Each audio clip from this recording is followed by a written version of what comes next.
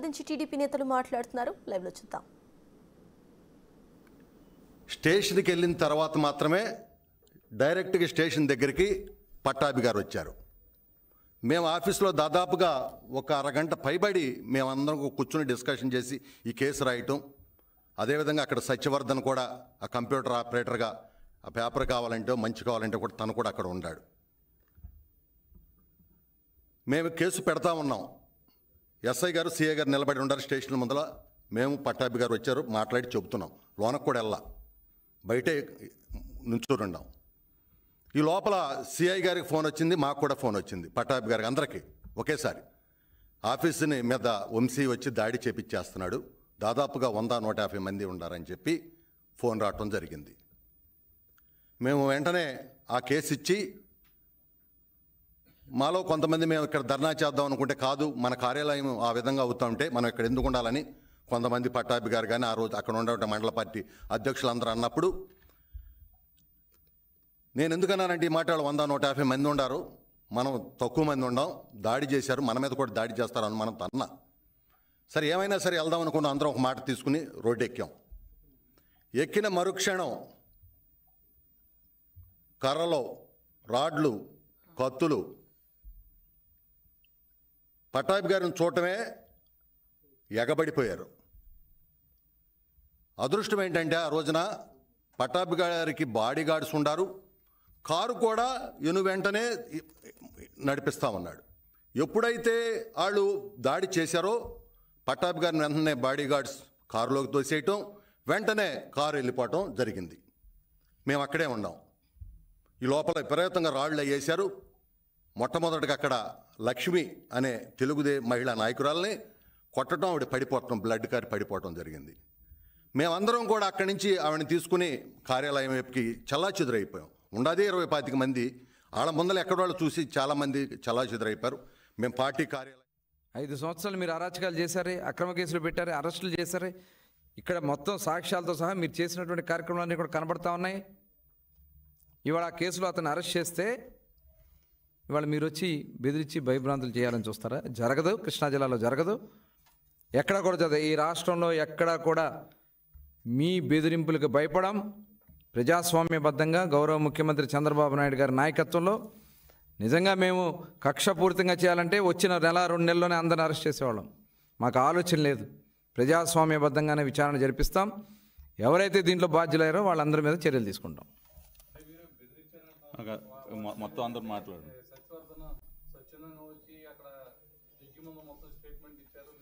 ఇవాళ వాళ్ళే కంప్లైంట్ ఇచ్చారు కదా, వాళ్ళ తల్లిదండ్రులే కంప్లైంట్ ఇచ్చారు మా అబ్బాయిని కిడ్నాప్ చేశారని. అతను కూడా వచ్చి ఈరోజు స్టేట్మెంట్ ఇచ్చాడు. నిన్న 164 స్టేట్మెంట్ అతను జడ్జి దగ్గరికి వెళ్ళి ఆయన కంప్లైంట్ స్టేట్మెంట్ ఇవ్వడం జరిగింది. కిడ్నాప్ చేశారనేది క్లియర్గా విజువల్స్ కనబడుతున్నాయి కదా. ఇంకా దీంట్లో వేరే ఆలోచన లేదు. మేము ఎక్కడా కూడా ఎట్టి పరిస్థితుల్లో కక్ష సాధింపు చర్యలు తెలుగుదేశం పార్టీ చేయదు. గన్నవరం శాసనసభ్యులు వెంకటరావు మాట్లాడతారు. మీడియా మిత్రులు నమస్కారం. ఈరోజు జగన్మోహన్ రెడ్డి గారు విజయవాడ జైలు దగ్గరికి వెళ్ళి ఆయన మాట్లాడిన మాటలు ఒకసారి, ఆయన గతంలో నేను ఆ పార్టీలో పనిచేశా. ఏప్రిల్ 23, 2018 బ్రహ్మలింగయ్య చెరువు గట్టు మీద నుంచుని వేలాది లారీలు మట్టి తరలిపోతుంది. అట్లాగే బ్రహ్మలింగయ్య చెరువు 1400 ఎకరాలు 1500 ఎకరాలు దీ మట్టి అంతా అమ్ముకున్నారు. సిల్ట్ తీయటం అంటే అదే ఇప్పుడు ప్రభుత్వం రిజర్వాయర్ చేద్దాం అనుకుంటే దానికి ఒక 16-17 కోట్ల డబ్బులు రాజేశారు. అలాగే సిల్ట్ తీస్తామంటే ఎంతో కొంత తీస్తారని చెప్పి, కానీ ఈయన్ని తాడి చెట్టు లోతులు మట్టి తవ్వుతారని మీరు అడిగిన మాట వాస్తవం కదా జగన్మోహన్ రెడ్డి గారు. మీరు ఆ రోజున మాట్లాడినప్పుడు అదే బ్రహ్మలింగయ్య చెరువు గట్టు మీద నుంచి మాజీ శాసనసభ్యుడు, అప్పుడున్న శాసనసభ్యుడిని మట్టి కాసుడని, బకాసుడని, రౌడీ అని మీరు మాట్లాడిన మాట వాస్తవం కదా. అప్పుడు మట్టి కాసుడు ఇవాళ మహాత్ముడు అయిపోయాడా? ఆ భావంతోనే మీరు జైలుకి వెళ్ళారా పరామర్శించడానికి? ఫేక్ పట్టాల కేసుని వైఎస్ఆర్ కాంగ్రెస్ పార్టీ అధికారంలోకి రాగానే ఆ రోజున బాపులపాడు ఎంఆర్ఓ ఉన్న నరసింహారావు అని నరసింహారావు అని కేసు పెడితే తర్వాత అతను వైసీపీలోకి రాగానే ఆ ఫేక్ పట్టాల కేసు ఛార్జ్షీట్లో పేరు తొలగించింది వాస్తవం కాదా? ఆ ఎంఆర్ఓని గన్నవరంలో ప్రధానమైన మండలం గన్నవరం బాపులపాడు 75,000 ఓటింగ్ ఉండి 2 లక్షల పైన జనాభా ఉండేదానికి ఒకే ఎంఆర్ఓని కొన్ని సంవత్సరాల పాటు ఉంచిన మాట వాస్తవం కాదా? బూతులు తిట్టేవాళ్ళకి మంత్రి పదవులు ఇచ్చి బూతులు తిట్టేవాళ్ళని ప్రోత్సహించి తెలుగు భాష మీద దాడి చేసి ప్రజల తిరస్కారానికి గురై 11 సీట్లు పరిమితమైంది వాస్తవం కాదా? ఇంకా ఇప్పుడు కన్నా మానుకుంటే మీ పార్టీకైనా రాష్ట్ర ప్రయోజనాలకైనా అది మంచిది తప్ప ఇంకా ఇదే భాషను కంటిన్యూ చేయటం బూతులు తిట్టేవాళ్ళని ప్రోత్సహిస్తే ఇక ఈ రాష్ట్రానికి వైఎస్ఆర్ కాంగ్రెస్ పార్టీ ఏం చేయదలుచుకుందనేది ప్రజలు చర్చించుకునే పరిస్థితి. కేవలం పనికిమాలకు మంత్రులు ఇచ్చి బూతులు తిట్టేవాళ్ళకి మంత్రులు ఇచ్చి ఆ 11 స్థానాలకి పరిమితం అయిపోయిన విషయాన్ని తెలుసుకుంటే మంచిదని మీ ద్వారా తెలియజేస్తూ, అలాగే వైఎస్ఆర్ కాంగ్రెస్ పార్టీ అధికారంలో ఉన్నప్పుడే గన్నవరం పిఎస్సిఎస్ అధ్యక్షుడు కాసంనేని రంగబాబు గారు పార్టీ మారాడనే ఉద్దేశంతో నాతో పాటు బ్యాంక్ చైర్మన్ పదవికి రాజీనామా చేసి మారాడు. రాజకీయ విలువలకి తిరోధకాలు లేకుండా మీరు అతను రాజీనామా చేయకుండా తీసుకున్న కాసంనేని రంగబాబు బ్యాంక్ ప్రెసిడెంట్ పదవికి రాజీనామా, ఆ రోజు చేరిన వాళ్ళందరూ రాజీనామా చేసి చేరారు. చేరిన రంగబాబు గారి మీద ఆయన కాళ్ళు ఎరగొట్టి ఆయన మీద కాళ్ళు ఎరగొట్టినప్పుడు గోడవల్లి నరసయ్య గారి ఇంటి మీద దాడి చేసినప్పుడు కానీ, అలాగే మాధల్ సీన్ గారి షాపు అక్రమంగా ఆ రోజు ఎంఆర్ఓలు ఆ రోజున శాసనసభ్యుడు పడేసినప్పుడు కానీ మీరు ఒక్కసారన్నా ముఖ్యమంత్రిగా అసలు ఏం జరిగిందో కనీసం ఫీడ్ అన్నా తీసుకున్నారా ఇంటెలిజెన్స్ నుంచి కూడా? ఇన్ని చేసినప్పుడు మాడకుండా మళ్ళీ పైపెచ్చు మీరు ఎందాక మాట్లాడినట్లు కొడాలి నాని కానీ గన్నవరం మాజీ శాసనసభ్యుడు కానీ ఇంకొక ఆయన కానీ వీళ్ళందరూ చంద్రబాబు గారి దగ్గర బీఫారం తీసుకుని పోటీ చేశారనే విషయం మీరు మర్చిపోయినట్టున్నారు. ఒకళ్ళు 3 సార్లు, ఒకళ్ళు 2 సార్లు, ఒకళ్ళు 1 సారి అనుకుంటా. వాళ్ళని చూసి చంద్రబాబు గారు భయపడే పరిస్థితి ఏముంటుంది? మనం స్టేట్మెంట్ ఇచ్చేటప్పుడు రాజకీయాల్లో మేనమేషాలు లెక్క పెట్టకుండా మంచి చెడు చూసుకుని మాట్లాడితే ప్రయోజనం ఉంటుంది తప్ప నోటికి ఎంత వస్తే అంత మాట్లాడితే రాష్ట్ర ప్రజలు గమనిస్తున్నారు. జగన్మోహన్ రెడ్డి గారు మీరు బూతులు తిట్టేవాళ్ళని ఇంకా ప్రోత్సహించి ఇంకా ఇలాగే రౌడీయిజాన్ని ప్రోత్సహిద్దాం అనుకుంటే ఈ రాష్ట్రానికి వైఎస్ఆర్ కాంగ్రెస్ పార్టీ సీట్లు ఎలా పెరుగుతాయని మీరు అనుకుంటున్నారో నాకైతే అర్థం అవ్వట్లేదు. కానీ 11 సీట్లకు పరిమితమై మీరు అసెంబ్లీకి రాకుండా అసెంబ్లీలో టైం ఎవరు, మైక్ ఎవరు, ప్రధాన ప్రతిపక్ష హోదా ఎవరు, ఏదో కల్లిబొల్లి మాటలు చెప్తున్నారు. రేపు వచ్చే ఎన్నికల్లో మీరు మేనిఫెస్టోలో పెట్టేయండి. అయితే 89 సీట్లు ఇచ్చి అధికారంలోకి వస్తే నేను శాసనసభకు వస్తా, లేదు 10% ఆఫ్ సీట్స్ రావాలి కాబట్టి 175 అయితే 175, పెరిగిన సీట్లు 18 సీట్లు వస్తేనే నేను అసెంబ్లీకి వస్తాను మీరు మేనిఫెస్టో పెట్టి పోటీ చేయమని కోరుతూ, ఇలాంటి వాళ్ళని ప్రోత్సహించి మీరే మట్టికాసుడు బకాసురుడు వేల లారీలు తోలుకున్నాడు, దొంగేళ్ల పట్టాలు, ఇలా ఇన్ని మాట్లాడిన తర్వాత మనం మాట్లాడేటప్పుడు ఆ రోజు మాట్లాడింది రికార్డు అయి ఉంటుంది, ఇవాళ మాట్లాడింది రికార్డు ఉంటుంది, శాసనసభలో అయినా బయటైనా. మీరు అట్లా మాట్లాడటం డెఫినెట్గా ఆక్షేపణీయం, బాధాకరం కూడా. అలాగే జైలు బయటకు వచ్చిన తర్వాత పోలీస్ అధికారులని బట్టలు ఓడదీస్తానంటూ ఈ సభ్య సమాజం హర్షించే పరిస్థితి నేను భావిస్తున్నా. Thank you. అందరికీ నమస్కారం. ఈ రోజున మాజీ ముఖ్యమంత్రి వర్యులు జగన్మోహన్ రెడ్డి గారు విజయవాడ సబ్ జైలుకి వెళ్ళి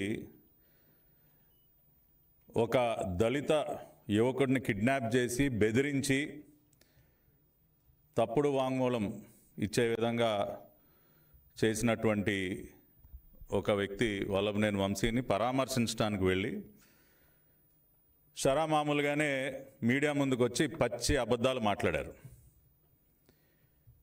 5 సంవత్సరాల పాటు ఇదే విధంగా ప్రతిరోజు కూడా నిస్సిగ్గుగా అబద్ధాలాడి ప్రజల్ని మోసం చేసినందుకే మొన్న ఎన్నికల్లో ప్రజలు వాతలు పెట్టినా కూడా బుద్ధి మార్చుకోకుండా మళ్ళీ అదే విధమైనటువంటి అబద్ధాలు నా పేరు పదే ప్రస్తావిస్తూ మీడియా సమావేశంలో జరిగినటువంటి ఆ రోజున ఫిబ్రవరి 20, 2023న జరిగినటువంటి సంఘటనని పూర్తిగా వక్రీకరించి లేనిపోని అవాస్తవాలన్నీ జోడించి మళ్ళీ ప్రజల్ని తప్పుదారి పట్టించినటువంటి ప్రయత్నం చేశారు గనకే ఈ రోజున మరి గౌరవ మంత్రివర్యులు కొల్లు రవీంద్ర గారు, మా పార్టీ శాసనసభ్యులు వెంకటరావు, మేమందరం కూడా మీడియా ముందుకు వచ్చి ఆయనలాగా అబద్ధాలు వండి వార్చకుండా వీడియోగ్రాఫిక్ ఎవిడెన్స్తో ఇవాళ మీడియా ముందుకు వచ్చాం.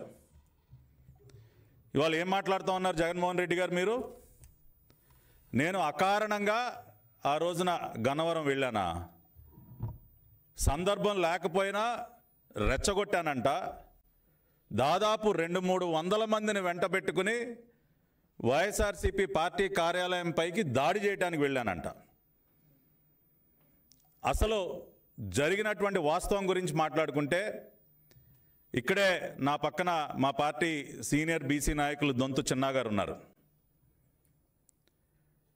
జగన్మోహన్ రెడ్డి గారు అరాచకాల్ని ప్రశ్నించినందుకు మా పార్టీ సీనియర్ బీసీ నాయకుడి ఇంటి పైన ఫిబ్రవరి 20వ తేదీ ఉదయం దాడి చేసి ఆయన ఇంటి బయట ఉన్నటువంటి వాహనాలని ధ్వంసం చేస్తే, ఇవాళ మా పార్టీకి చెందినటువంటి ఒక బీసీ నాయకుడికి అండగా నిలబడటం కోసం గన్నవరం పోలీస్ స్టేషన్లో ఫిర్యాదు చేయడానికి వెళ్ళాం. నేను, నాతో పాటు మా పార్టీ సీనియర్ నాయకులు బీసీ నాయకులు గురుమూర్తి గారు, ప్రస్తుత గౌడ కార్పొరేషన్ చైర్మన్ గారు గురుమూర్తి గారు, మేమందరం కూడా గన్నవరం పోలీస్ స్టేషన్కి వెళ్ళాం. ఎందుకంటే ఆ రోజున పరిస్థితులు మనందరికీ తెలుసు. జగన్మోహన్ రెడ్డి ప్రభుత్వంలో దళితులపైన, బలహీన వర్గాలపైన జరుగుతున్నటువంటి దాడులు, కిరాతకంగా వారిని హత్య చేసేటటువంటి పరిస్థితి. గన్నవరం సంఘటన జరగటానికి ముందే దాదాపు 30 మంది బీసీ నాయకుల్ని పొట్టన పెట్టుకున్నావు జగన్ రెడ్డి. ఒకళ్ళు కాదు, ఇద్దరు కాదు. ఇవాళ మీరు చూసినట్లయితే ఒక కంచర్ల జల్లయ్య, ఒక తోటా చంద్రయ్య, నడి రోడ్డు పైన అతి కిరాతకంగా ఒక బీసీ నాయకుడైనటువంటి తోటా చంద్రయ్యని పీక కోసి చంపిన మాట వాస్తవం కాదా? నందం సుబ్బయ్య, అదేవిధంగా ఒక డాక్టర్ సుధాకర్, డాక్టర్ అనితారాణి, వరప్రసాద్ శిరోమండనం, ఈ విధంగా బీసీలు ఎస్సీల పైన దాడులు చేసుకుంటూ పోతూ వారిని అతి కిరాతకంగా చంపుతున్నటువంటి సందర్భంలో బలహీన వర్గాలే వెన్నుముకగా ఉన్నటువంటి పార్టీ తెలుగుదేశం పార్టీ. అటువంటి బడుగు బలహీన వర్గాలకి ఎట్టి పరిస్థితుల్లోనూ అండగా నిలబడాలి, వారికి రక్షణగా నిలబడాలని చెప్పి మా పార్టీ అధ్యక్షులు చంద్రబాబు నాయుడు గారు ఇచ్చిన పిలుపు మేరకు ఒక బలహీన వర్గాల నాయకుడు చిన్నా గారికి అండగా నిలబడటం కోసం వెళ్ళాం. అంటే నువ్వు మా పార్టీ బీసీ నాయకుడి ఇంటిపైన దాడి చేస్తే ఎవరు ప్రశ్నించకూడదా? బీసీలకు రక్షణగా నిలబడటానికి ఎవరు ముందుకు రాకూడదా? నీ ప్రభుత్వ హయాంలో బీసీల కోసం, దళితుల కోసం ఎవరు పోరాడినా వాళ్ళు నేరస్తులేనా? అదే కదా తమరు తెలియజెప్పింది. అంటే మీరు బీసీలని నరికి చంపుతున్నా ఎవరు మాట్లాడకూడదు, వాళ్ళ ఇళ్లపైన దాడులు చేసినా ఎవరు మాట్లాడకూడదు, డ్రైవర్ సుబ్రహ్మణ్యం చంపి డోర్ డెలివరీ చేసినా ఎవరు మాట్లాడకూడదు. ఇన్ని చేసి ఇంకా నిస్సిగ్గుగా వాళ్ళని వేధింపులు గురి చేసినటువంటి వ్యక్తులను వెనకేసు రావడానికి వాళ్ళ తమరు జైలుకి వెళ్ళారా సార్? బలహీన వర్గాలు, దళితులపైన దాడులు చేసి కిడ్నాపులు చేస్తున్నటువంటి వ్యక్తులకి అండగా నిలబడటానికి మీరు ఇవాళ జైలుకి వెళ్ళారా? ఇవాళ ఏం తెలియజెప్తా ఉన్నారు మీరు రాష్ట్ర ప్రజలకి? బలహీన వర్గాలపైన ఎవరు దాడి చేసినా నేను అండగా ఉంటా, దళిత బిడ్డల్ని ఎవరు కిడ్నాప్ చేసినా జగన్మోహన్ రెడ్డి అండగా నిలబడతాడన్న మెసేజ్ ఇవ్వడానికి వెళ్ళారా మీరు జైలుకి? వాళ్ళ మీరు సూటిగా జవాబు చెప్పాలి. ఏం చర్య తీసుకున్నారు మీరు? డ్రైవర్ సుబ్రహ్మణ్యాన్ని కిరాతకంగా చంపి డోర్ డెలివరీ చేసినటువంటి వ్యక్తి పైన ఏం చర్యలు తీసుకున్నారు మీరు? ఇవాళ ఏ రోజైనా ఒక బీసీ వ్యక్తి, ఒక బలహీన వర్గాలకు చెందినటువంటి వ్యక్తి కిరాతకంగా హత్యకు గురైతే ఏ రోజైనా మీరు నోరు విప్పి మాట్లాడారా? ఇవాళ అందుకనే మిమ్మల్ని పాతాళానికి దొక్కారు. ఇవాళ మీరు 11 సీట్లకి పడిపోయింది దేనికి? ఒక్కసారి మీరు ఆలోచించుకోండి. ఈ విధంగా దళిత బిడ్డలపైన, బలహీన వర్గాలపైన దాడులు చేసి కిరాతకంగా చంపి మీ ప్రభుత్వ హయాంలో వాళ్ళ ఉసురు పోసుకున్నందుకే ఇవాళ మీరు ఈ పరిస్థితికి దిగజారిపోయారు. మీకు ఎన్ని రకాలుగా, ఎన్ని విధాలుగా కడుపు మండినా సరే తెలుగుదేశం పార్టీలో ఉన్నటువంటి ప్రతి ఒక్క నాయకుడు బడుగు బలహీన వర్గాలకి అండగా నిలబడతారు. దానికోసమే నేను ఆ రోజున గన్నవరం వెళ్ళాను. ఎక్కడికి వెళ్ళాను? నేను పోలీస్ స్టేషన్కి వెళ్ళాను. దొంతో చిన్నా గారిని వెంట పెట్టుకుని ఫిర్యాదు ఇవ్వటానికి పోలీస్ స్టేషన్కి వెళ్ళాను. అంటే మీ ప్రభుత్వ హయాంలో పోలీస్ స్టేషన్కి వెళ్ళి ఫిర్యాదు ఇవ్వటం కూడా నేరమేనా? ఆ పని కూడా చేయకూడదా? ఎస్, దానికి ముందు కూడా నేను గట్టిగా ప్రశ్నించాను. వల్లభనేని వంశీ గన్నవరంలో చేస్తున్నటువంటి అరాచకాలు మా పార్టీ జాతీయ ప్రధాన కార్యదర్శి ప్రస్తుత రాష్ట్ర కేబినెట్ మంత్రివర్యులు నారా లోకేష్ గారి పైన అతను అవాకులు చవాకులు పేలితే గన్నవరంలోకి ఎవడు అడుగు పెడతానో చూస్తా అని చెప్పి సవాళ్లు విసిరితే ఇవాళ ఇప్పుడే మా శాసనసభ్యులు వెంకటరావు చెప్తా ఉన్నారు. ఎటువంటి నియోజకవర్గం అండి గన్నవరం నియోజకవర్గం? ఒక పుచ్చలపల్లి సుందరయ్య గారు, ఎంతోమంది మహానుభావులు ఈ జిల్లా నుంచి ఆ నియోజకవర్గం నుంచి ఎంతోమంది గొప్ప గొప్ప వ్యక్తులు పుట్టినటువంటి గడ్డ, దానిని మీరు అరాచకాలకి రౌడీజానికి ఒక వేదికగా మార్చేస్తుంటే మేమెవరం రాకూడదా గన్నవరంలోకి? అందుకనే ఖచ్చితంగా మీ అరాచకాలను అడ్డుకోవటం కోసం మాత్రమే నేను అక్కడ అడుగుపెట్టా. 200-300 మందితో నేను మీ పార్టీ కార్యాలయం పైన దాడి చేశానా? మరి 200-300 మందితో నేను దాడి చేస్తే మరి చిన్న మట్టిగడ్డ కూడా మీ పార్టీ ఆఫీస్ మీద దేనికి పడలేదండి? ఇప్పుడు ఒక పక్కన మా పార్టీ కార్యాలయం తగలబెట్టినటువంటి విజువల్స్ మా మంత్రి గారు చూపెట్టారు. చూపించండి మీరు కూడా. 200-300 మందితో పట్టాభి మా పార్టీ ఆఫీస్ పైన దాడి చేశాడని మీరు మాట్లాడారు కదా. ఇవాళ మేము చూపించినట్టు విజువల్స్ చూపించండి సార్, ప్రపంచానికి చూపించండి. మేము ఒక 10-15 మంది మా బీసీ నాయకుడికి అండగా నిలబడటానికి స్టేషన్కి వెళితే దానిని వక్రీకరించి అడిదిప్పి ఇడిదిప్పి పూర్తిగా మళ్ళీ పచ్చి అబద్ధాలతో మేమేదో దాడికి వెళ్ళామని. ఆ రోజున అక్కడ జరిగినటువంటి దాడి కర్రలు, రాడ్డులు, పెట్రోల్ సీసాలతో ఆ రోజు నన్ను చంపే ప్రయత్నం చేశారు. ఆ రోజు నా బాడీ గార్డ్స్, నా సెక్యూరిటీ, మా గన్మెన్, నా డ్రైవర్ నన్ను రక్షించబట్టి నేను ప్రాణాలతో బయటపడ్డా. లేకపోతే ఆ రోజున అక్కడే అయిపోయేది. ఆ విధంగా మా పైన దాడి చేసి మమ్మల్ని చంపే ప్రయత్నం చేసి మా పైన 307 సెక్షన్లు పెట్టి దాదాపు 12 మందిని మమ్మల్ని రాజమండ్రి సెంట్రల్ జైలుకి. ఆ రోజు రాత్రి అక్కడి నుంచి నేను బయటపడితే మళ్ళీ పోలీసులు నన్ను అదుపులోకి తీసుకుని ఆ రోజు అర్ధరాత్రి తోట్లవల్లూరు స్టేషన్లో మీరు చేసింది ఏంటండి? వాళ్ళ 3 సింహాలు, పోలీసుల యొక్క కర్తవ్యం, చాలా పాఠాలు చెప్తా ఉన్నారు. మీ హయాంలో మీరు ముఖ్యమంత్రిగా ఉన్నప్పుడు పోలీస్ స్టేషన్లన్నీ ఖాళీ చేయించి మరి మీ ప్రైవేటు గుండాలని లోపలికి పంపించి మాలాంటి నాయకుల్ని చిత్తగొట్టించినటువంటి సందర్భాలు మీకు తెలియదా? పోలీస్ స్టేషన్లనే ఖాళీ చేయించేశారు. పోలీస్ స్టేషన్లలో కరెంట్లు తీసేస్తారు. 3rd డిగ్రీ టార్చర్కి వేదికలుగా మారుస్తారు పోలీస్ స్టేషన్లని. ఇవాళ మీరు మళ్ళీ పోలీసులకు మీరు పాఠాలు చెప్తారు. మీరు అతిక్రమించినటువంటి చట్టం లేదు మిస్టర్ జగన్మోహన్ రెడ్డి, మీరు ఉల్లంఘించినటువంటి చట్టాలు లేవు. ఇవాళ కనీసం మహిళను కూడా చూడకుండా ఇవాళ ఇక్కడ ఉన్నారు కళ్యాణి గారు. ఇదే కేసులో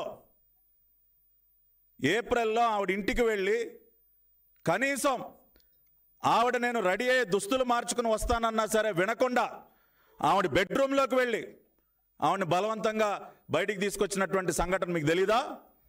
ఒక మహిళ కనీస గౌరవం ఇవ్వాలన్నటువంటి ఇంగిత జ్ఞానం లేకుండా మీ ప్రభుత్వం ఆ రోజున ప్రవర్తించింది.